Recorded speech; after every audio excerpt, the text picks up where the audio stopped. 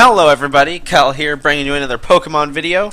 So, before we get started, I want to apologize for yesterday that I didn't have a video come up. With my work schedule, plus practicing Pokemon, plus trying to get matches, plus normal day stuff like showering, eating a meal, blah blah blah, I literally was only having 3 hours of free time in between shifts. So far for this entire week. So that 3 hours I had to use to eat, shower, I mean sleeping included.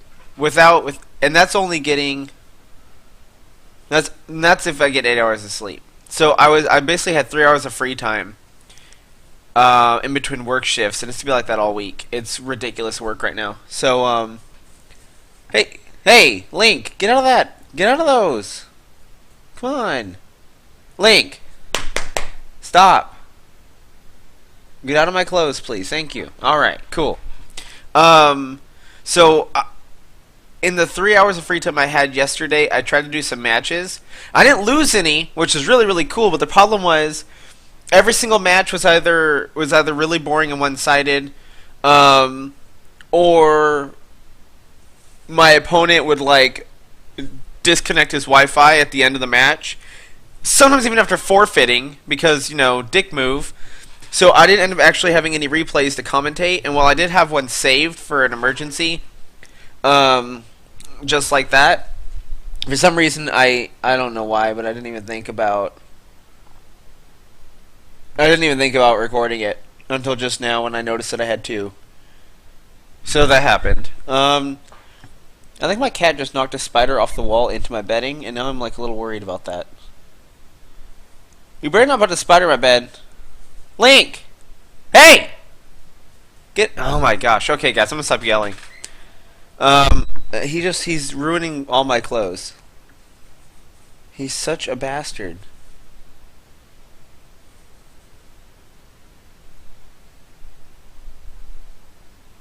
Okay, well, enough about that. I'm sorry, guys. Now, moving on to the match. My opponent's name is Lucem. Or Lucem, I don't know exactly how to pronounce it. He's from Mexico. I do remember that because I fought him just a moment ago. He was actually a pretty good sport. I challenged him once, and one thing I really don't like is when someone challenges you to a match, and it pops up as like, hey, do you want to do a triple battle? And you hit no. For some reason, then when you try to challenge somebody, it automatically sets your challenge to a triple battle. Like, that kind of shit. So there was this one dude who kept challenging me to a no-rules battle because he wanted to use a bunch of level 100 legendaries against me. And I kept being like, no. And then he'd re-challenge me, and I'd say no. And he'd re-challenge me, and I'd say no. And I challenged Lucem, and because it was no rules, all his guys were like level 100. And mine were all like 50s. Because I, manually level mine. I don't gen them, so I don't have a bunch of level 100 sitting around. And I was like, oh my, are you kidding me right now? Are you kidding me? So I had to disconnect, or forfeit, I should say. I had to forfeit, and then re-challenge him, and he did accept, and he brought the same team, which is great. Now, breaking down the teams, he has Mawile, Aegislash, Dragonite, what's Trevenant? I am losing names right now. What is that thing called? What is that thing?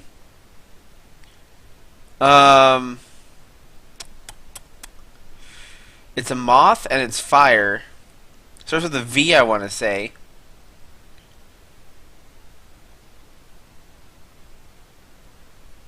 Oh, its name's on the tip of my tongue. Its name is literally right on the tip of my tongue, and I can't even say it. Whatever. You know what it is. The thing right next to it. That goes for fiery dances and quiver dances and shit. And then he has a Greninja. So, what is that thing called? I have to know what the thing's called now. Oh, well, I think he leads with it anyway, so don't be a problem. Now on my team, of course, we're starting used to this. I'm working on, I think I'm going to be replacing Whimsicott soon. Just because I need a Pokemon I still need a Pokemon that can taunt. But I need a Pokemon that has a little bit more offensive presence than she does, since she only has one move.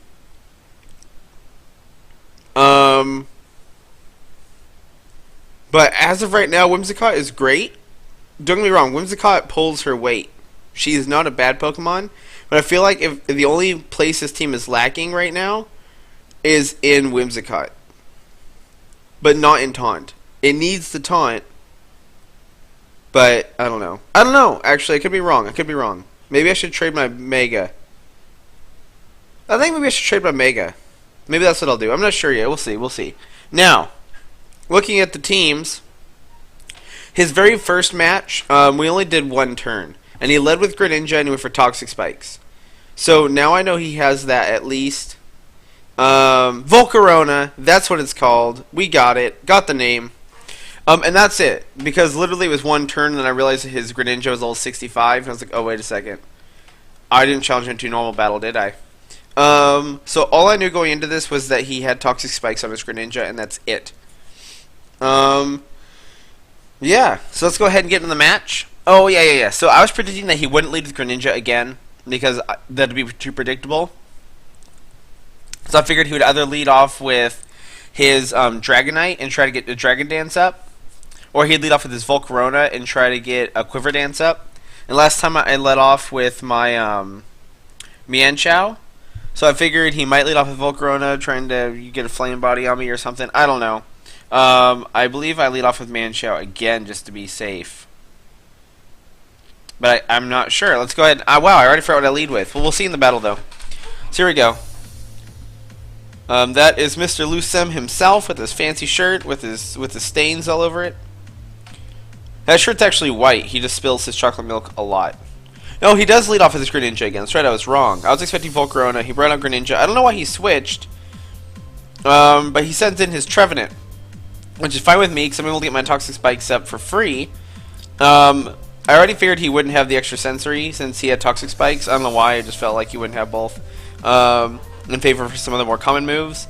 Now, seeing Trevenant, I went into Katie because I thought he might go for Horn Leech. He actually goes for the Will-O-Wisp, which is fine. I should have probably just stayed in with Crude at this point.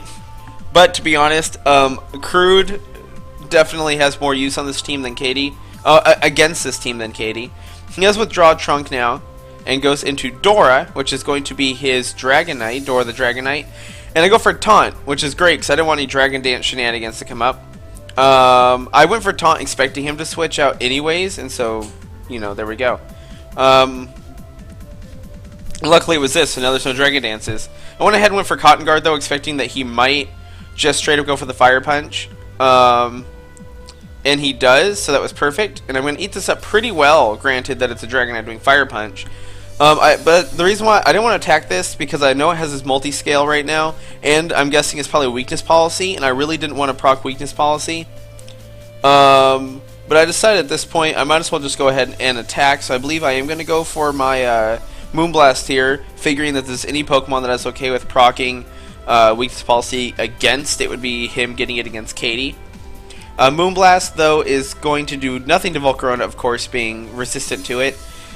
I believe it's resistant to it, since it's fire. But I can't stay in on this because it is a special wall. Now, I predicted that he would predict me to switch out, so I'm actually going to end up staying in and going for a Taunt. Thinking that he'd just go for the Quiver Dance, since the switch would be really obvious. And it does pay off, and he goes for the Quiver Dance, but he can't go for it now. And now I'm going to switch out, because I'm no longer afraid of what he can... Or am I, actually? I think I actually make a mistake here, and I stay in. Let me see. I think I... Yeah, I went for the Tailwind, thinking that he might just switch out. But he didn't switch out, he went for the Bug Buzz, and so that's actually going to kill Katie. That's right, that's what happened. So Katie goes down to the Bug Buzz, so that was a misplay by me. But to be honest, I figured that he wouldn't want to stay in, taking poison damage without being able to set up. So I just took the risk for Tailwind. So I went ahead and set in Link because I figured I could fake this thing out and make it take more poison damage and then just U-turn or something, and then it would die that turn. But he goes into Excalibur, which is going to be his Aegislash because original names, no, not really. I just go for U-turn because that's the only thing I actually hit this thing with because it's immune to it's immune to 3 of my moves, which is crazy because of the Steel Ghost type. And I just want to get some damage off. I go into Tinker.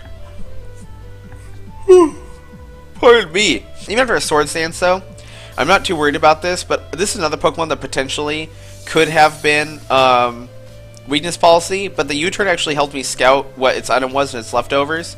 Went ahead and threw a Thunder Wave on it just to hope to get Parahax later, so I can't Toxic it. And Banette is my only Pokemon that can do Will-O-Wisp, but after a +2, I don't think it can survive anything from this Pokemon. Now, I don't know what he was going for. I'm going to guess a Sacred Sword since I'm Steel.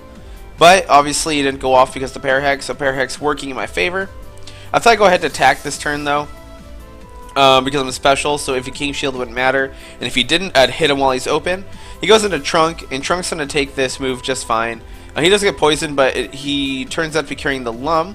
So that's going to remove the poison, which is pretty cool. The Lum also reveals he's probably Rest. I don't know if Rest is really uncommon, but Lum usually tells me it's Rest because then they can sleep it. He goes to the Will-O-Wisp, which is going to be getting residual damage off on Tinker. And I just realized with Tinker's typing, the only status element you can put on him is Burn. He can't be paralyzed and he can't be poisoned. So that's pretty cool, actually. I do get the special defense drop, so I'm like, okay, sweet. I should be able to kill him with one more. He does go for the Rest, though, since he harvested his Lumberry first turn.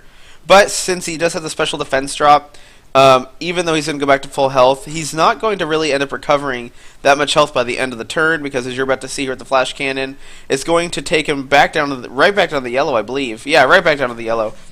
And I get the defense drop again, so if he wants to stay in, I am fine with that. He does withdraw at this point, though, realizing that his defense is being dropped twice is not going to be good. He goes into Volcarona, and I think I hit it with... I went for the Thunder Wave, trying to waste his Lumberry or something like that. Oh, yeah. I went with the Thunder Wave. I can't remember what I was thinking at that point. It was something to waste his Lumberry next time he got Harvest, because it would just remove the Thunder Wave, but it was really a dumb idea. I should have just attacked.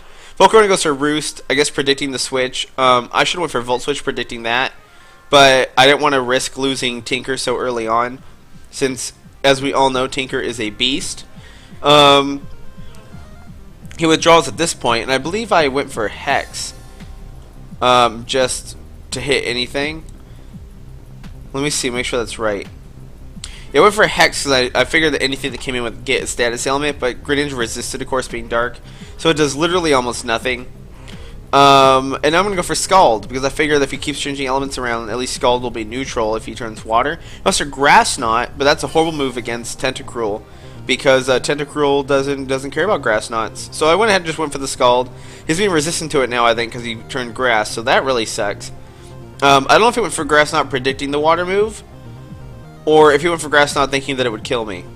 But it didn't, so there we go. He's going to keep taking more damage, so I see no reason not to. He goes for the Scald.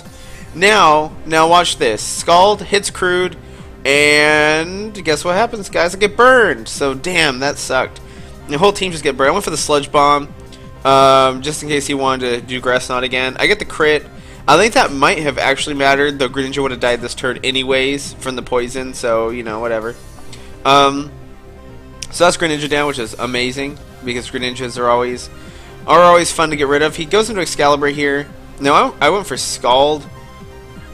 Just, I don't even know why. I don't actually know why I did that. So that was definitely a misplay now I think about it. I don't know why I went for Scald at all. I really don't know why. So I'm going to go ahead and be forced to switch here, I think. You know, I should have switched as soon as I saw Egg Slash come in, but I didn't, and I stayed in. And I went for the Hex, and that does really good damage. If I had gone for Hex the very first turn, that would have been perfect. It would have been perfect, but I didn't. So, damn. If I'd went for Hex twice in a row, I would have got Egg Slash down. I'm pretty sure I would have died at the second Hex for sure. But now he has 2 Sword Stances up, and as we all know, 2 Sword Stances on Egg Slash with the Shadow Sneak is stupidly good. So that is going to come in here and kill me. I don't think that's any kind of a spoiler. There's no way my special wall is going to be living that. So there goes Crude. At this point, I'm like, okay, what the hell can I hit this thing with? Seriously. So I throw in Tinker, just because I really don't know what to do. He withdraws Excalibur, though, and sends out Volcarona again. And this time I did go for an attack, so luckily at least I'll get some damage off. And that plus the poison isn't going to be too bad. But if he goes to the Fiery Dance, I would definitely get totally screwed by that. But I predicted that he would go for Roost, expecting me to switch out. So I am going to stay in, and I believe I go for the Volt Switch just to get some more damage off and then leave the field. Yeah, there we go. It's not going to do too much, I don't believe. Oh, it did a good chunk. It did a good chunk. It got it back down to yellow. And then I'm going to go back into my Manchow, I believe. No, I go to Excadrill. That's right. And then I'm going to go for the Rock Slide because I figured there's nothing on this team that really wants to take a Rock Slide other than Aegislash. But I didn't think he would send Aegislash in on Excadrill just in case I was going for the Earthquake. And so he sends in his Trevenant, which isn't actually that bad. It gets poisoned, which is cool. Rock Slide's going to hit it and do hefty amount of damage. So now I'm like, okay, good. If I go for Rock Slide again, especially after that poison damage, Trevenant is dead. For sure. But I actually switch, which was a really bad idea. I don't know why I switched, because I outspeed it, and it goes for Will-O-Wisp. Now that I'm looking at this, I don't actually know why I switched right there. I would have outsped it. Why did I switch? Oh my gosh, I don't know why I switched. I feel really dumb right now. I feel genuinely stupid. I can't believe I switched. Oh no, that's right. No. Yeah, that was a misplay. That right there was a misplay. I think I remember my logic behind switching, but it was totally stupid and not worth explaining because it was wrong. I go into Banette here, but I get Will-O-Wisp, and then I'm gonna die to Shadow Sneak. Or not die to Shadow Sneak, but you know what I mean. I was trying to go for Substitute. I don't die because he doesn't have his Sword Stances up anymore, but still, just like, are you kidding me? After burn damage, I'm literally almost dead. I figured he'd probably King Shield just so I'd die to burn, but he didn't. I went for Sucker Punch just chancing it, knowing that even if he went for Shadow Sneak, I would go first. And luckily, I get Excalibur off the field, so that thing is gone. I'm like, thank you so much. I got a minor victory after what I now have seen as a horrible misplay when I could have just killed Trevenant. My logic, I believe, was I just didn't want to risk Excadrill getting Will-O-Wisp or forcing me off the field by switching an Aegislash and then getting a free Swords Dance. Now Dragonite, I figured would just go for the Dragon Dance, so I just put the Thunder Wave on it because Thunder Wave on Dragonite is amazing. Thunder Wave Dragonite is great for us because it parahacks. I went for Flash Cannon just to break the multi-scale, figuring I'd go down to Fire Punch at this point. And since I'm taking residual damage, Tinker did well, like always, but it was time to just let it go. So that's Tinker down. I send in Link just to get some more damage off on Dragonite. So I go for the Fake Out. And that's a crit, so that does a lot of damage, which I was really excited about. If Flinch couldn't move now, I just stayed in and just risked it. He gets Parahex, which is great, so I hit it with Drain Punch, doing tons of damage because I have Life Orb, of course. I realized at this point to try to catch back up, I needed to take risks. That's why I'm staying in. I get something that can probably destroy my life. And it goes for Extreme Speed, but I am going to actually be able to live that even after the Dragon Dance. With 4 HP, it hit him with the Drain Punch, and while Life Orb would normally kill me, since Drain Punch gives me HP first, I'm going to heal up just enough that after the Life Orb, I'm going to stay alive. So that's fantastic. Now, he doesn't have too much he can switch in on this. So he sends in this Volcarona, which after Drain Punch is going to die. So that's Volcarona down. Gonna get a bunch of HP from her. From it. Was it a female? I think it was a female. Well, whatever. It's fainted. Then he sends in his Molly, which is his Mawile, which gets the Intimidate. And I'm like, oh, great. I literally have this in Excadrill. Neither of which I believe can survive a Sucker Punch. So I'm pretty much screwed. I needed... Do I have any priority on my team? Other than Prankster, I can't remember... Oh, I have Fake Out. I have Prankster support moves.